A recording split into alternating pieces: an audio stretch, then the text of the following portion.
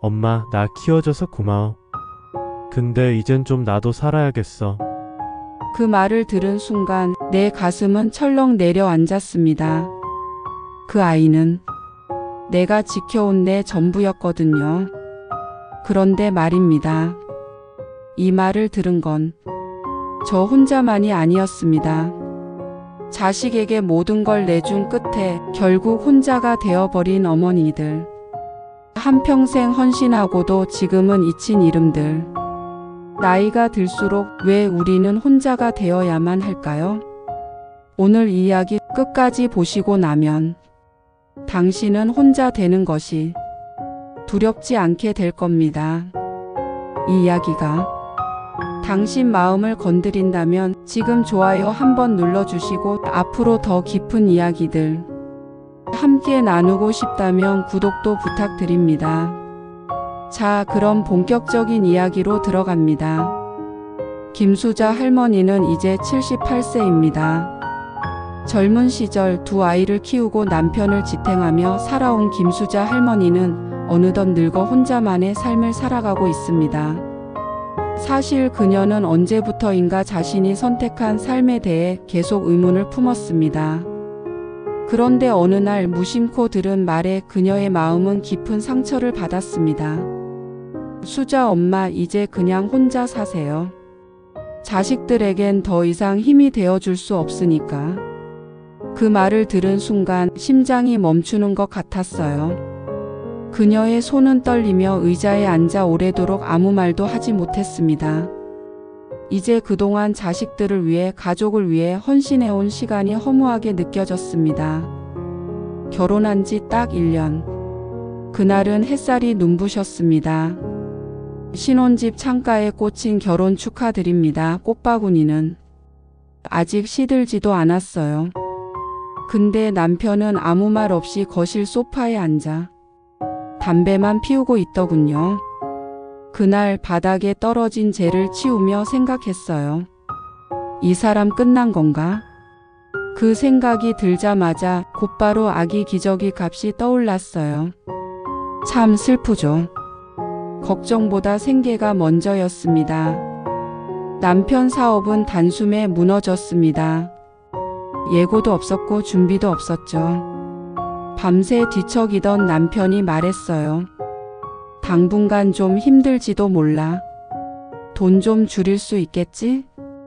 그 말을 들으면서도 나는 미련하게 웃으며 고개를 끄덕였어요. 그럼요, 뭐든지 할게요. 우리 가족인데요. 우리는 아파트를 정리하고 동네 반지하 원룸으로 이사했습니다. 창밖으로는 사람들 발목만 보였고 비 오는 날엔 계단 밑으로 물이 들이쳤어요. 곰팡이 냄새에 눈이 따가웠지만 나는 스스로를 다독였죠. 아이만 건강하면 됐지. 이 집도 우리한테는 작은 궁궐이야. 아이 둘을 키우며 시장에 나갔습니다. 반찬 가게를 열었고 한여름 땡볕엔 땀이 흘러 눈을 찔렀고 겨울엔 손이 터서 무 깎다 피가 흐르곤 했습니다. 어느 날 겨울 바람에 손등이 갈라져 비닐 장갑 속에서 피가 배어 나올 때 나는 몰래 가게 뒤편에 앉아 울었습니다. 엄마니까 괜찮다. 엄마니까 참을 수 있다. 엄마니까 쓰러질 수 없다. 그 말을 스스로 수없이 되뇌었어요. 아이가 감기로 쓰러졌을 때 가게 문을 닫고 병원으로 달려갔습니다. 응급실 침대 위 아이 이마는 뜨겁고 나는 손을 덜덜 떨며 기도했습니다. 하느님, 이 아이 대신 저를 데려가세요. 이 아이는 아직 살아야 하잖아요. 그날 밤 나는 입원실 간이 침대에 무릎을 꿇고 잤습니다. 몸이 아니라 마음이 무너졌거든요. 동네 분식집 박 사장이 말했죠. 김 사장, 얼굴이 반쪽이 됐어. 요즘 뭐 그렇게 힘들어? 애 둘 키우는 엄마가 살찌면 욕먹잖아요. 그 말에 박 사장은 아무 말 못했습니다. 웃으며 넘겼지만 내 속은 매일 조금씩 고장나고 있었어요. 그러다 어느새 아이들은 자랐습니다. 고등학교, 대학교 졸업식. 혼수 마련, 결혼식장. 언제 그렇게 컸는지도 모르겠네요. 그날 장남 결혼식에서 친구 정순 언니가 내 어깨를 툭 치며 말했어요. 야, 너 진짜 인생 성공했어.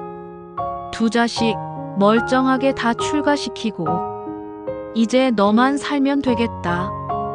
나는 고개를 끄덕이며 웃었어요. 그래, 이젠 진짜 나 좀 살아야겠다.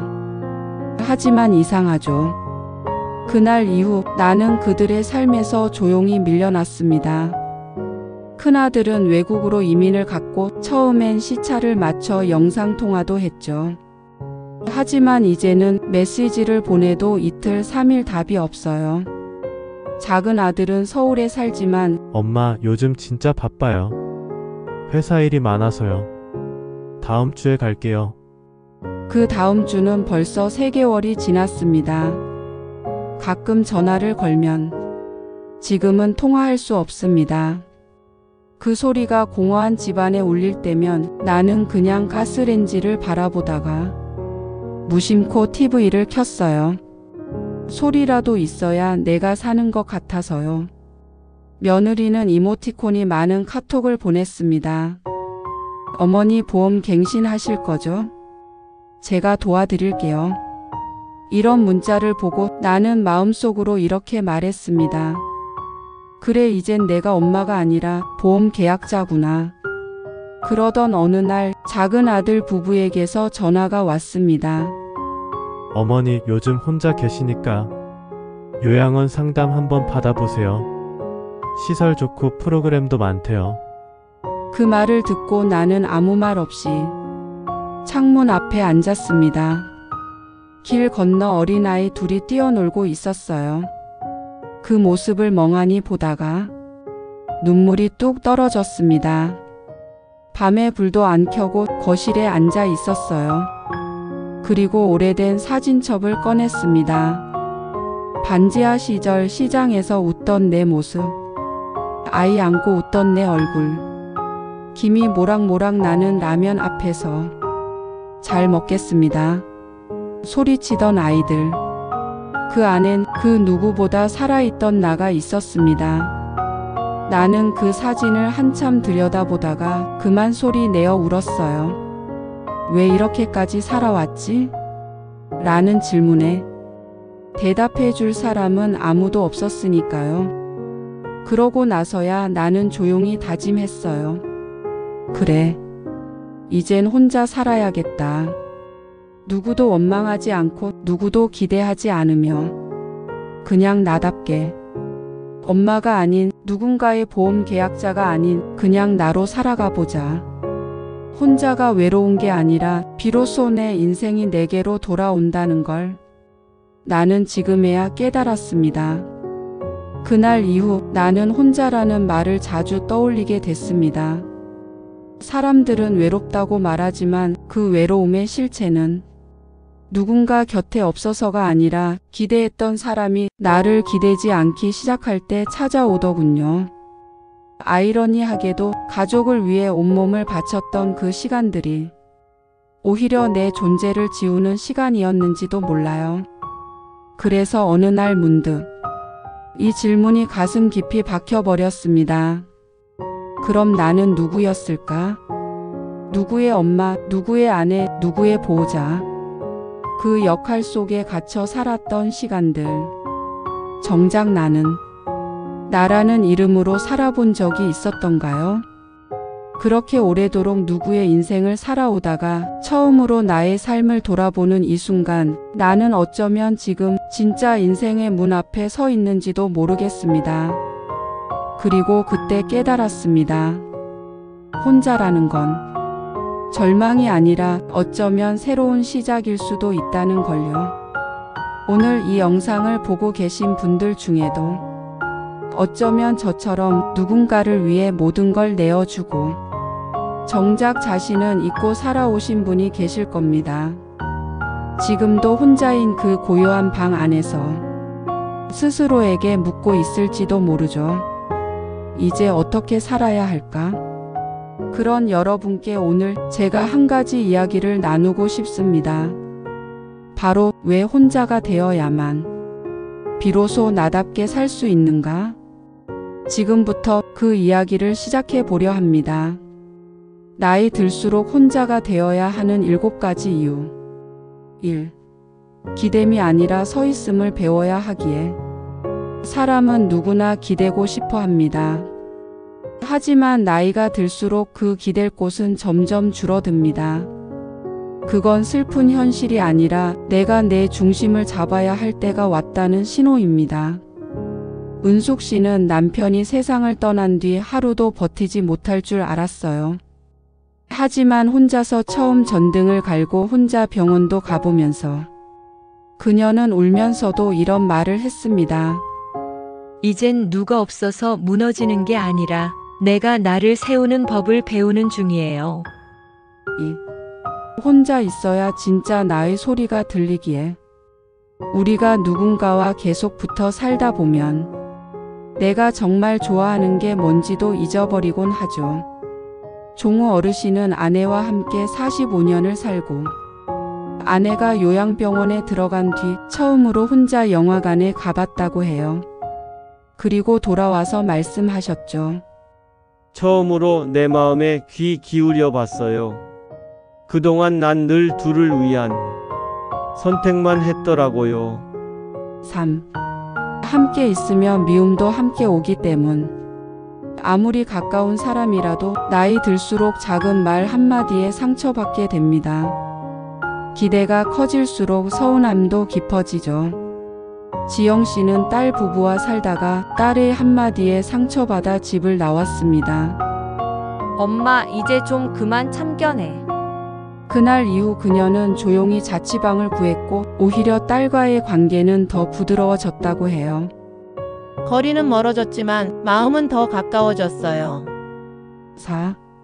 내 삶의 페이스를 되찾아야 하기에. 나이 들어서도 누군가와 함께하면 식사 시간, 잠자는 시간, 심지어 TV 채널도 서로 맞춰야 하죠.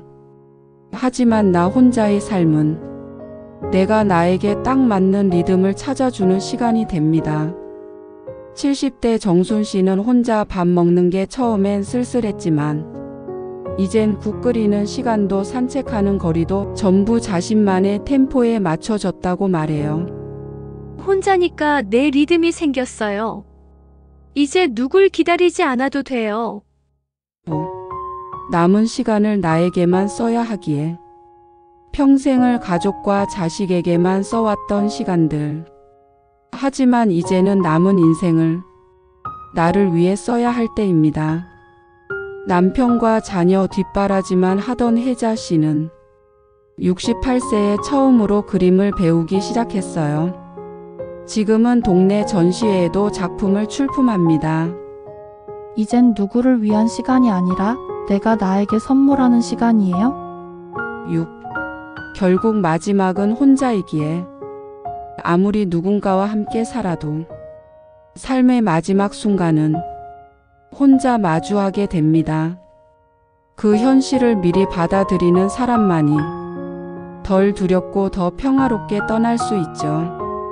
93세 박 노인은 요양원에서도 늘 혼자 책을 읽습니다. 그리고 늘 이렇게 말해요. 혼자 있는 법을 배우는 건 내가 마지막까지 나답게 살기 위한 준비예요. 7. 혼자일수록 삶은 더 깊어지기에. 조용함 속에서 삶을 곱씹고 고요한 시간 속에서 비로소 진짜 내 이야기를 듣게 되죠. 그 깊이는 누구와 있어도 얻을 수 없는 보물입니다. 정희 할머니는 매일 저녁 혼자 엽서를 씁니다. 받을 사람은 없어요. 그저 오늘 하루 느낀 감정들을 적으며 하루를 마감하죠. 그냥 나한테 쓰는 편지예요. 살면서 처음으로 내 이야기를 내가 듣고 있어요. 혼자라는 건 외로움이 아니라 온전히 나로 살아보는 용기입니다. 그리고 그 시간은 인생에서 가장 고요하고 따뜻한 시간일지도 몰라요. 혼자라는 단어가 두려움이 아닌 새로운 시작이 되길 바랍니다. 우리는 평생 누군가를 위해 살아왔고 어쩌면 그 누구보다도 많은 것을 참아왔습니다. 사랑도 상처도 희생도. 그 모두를 품고 여기까지 걸어온 당신. 이제는 나를 위해 사는 법을 배울 차례입니다. 늦지 않았습니다. 늦을 수 없습니다. 왜냐하면 당신의 삶은 여전히 소중하고 당신은 지금도 누군가에게 빛나는 존재이니까요. 혼자서도 괜찮아요. 혼자서 더 깊어지고 더 단단해지는 인생이 있습니다. 그러니 오늘 이 영상이 당신의 하루의 작은 위로가 되었길 바랍니다. 그리고 다시 말하고 싶어요. 혼자인 당신 충분히 잘하고 있어요. 그리고 우리는 절대 혼자가 아닙니다. 감사합니다. 지금까지 배움 한줌이었습니다. 영상이 좋았다면 구독과 좋아요, 댓글로 마음을 나눠주세요. 당신의 이야기를 기다립니다. 다음 이야기에서 또 만나요.